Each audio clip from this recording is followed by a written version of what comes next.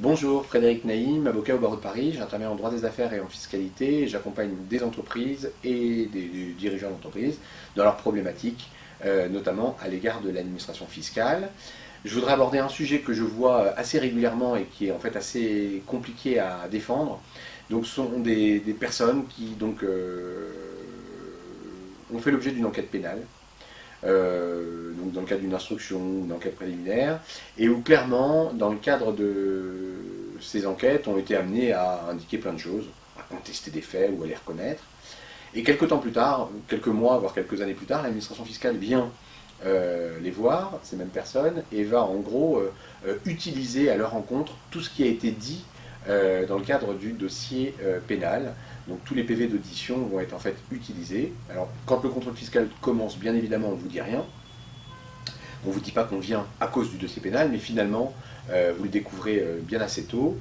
Et donc l'administration va utiliser les éléments du dossier pénal à votre encontre. Donc il est très important, quand vous vous faites auditionner au niveau pénal, de ne pas simplement réfléchir aux conséquences pénales de ce que vous dites.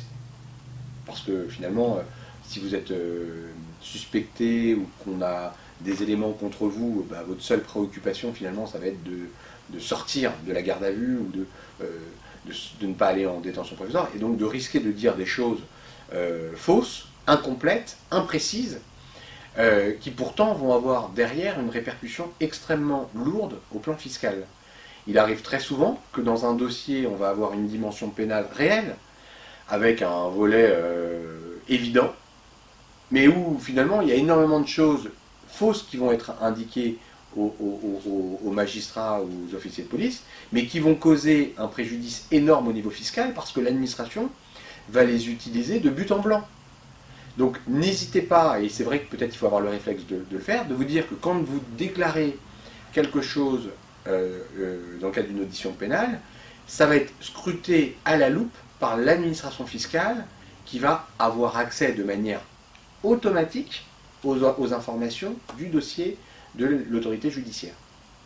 Donc pensez bien, quand il y a un dossier pénal et que vous avez une audition, à dire des choses qui seront opposées à votre rencontre par l'administration fiscale dans le cadre d'un contrôle fiscal. De la même manière, si vous dites des choses précises et qui sont justes, eh bien en fait, ça sera autant d'éléments qui pourront être utilisés contre l'administration fiscale, à votre bénéfice donc, dans le cadre d'un contrôle fiscal.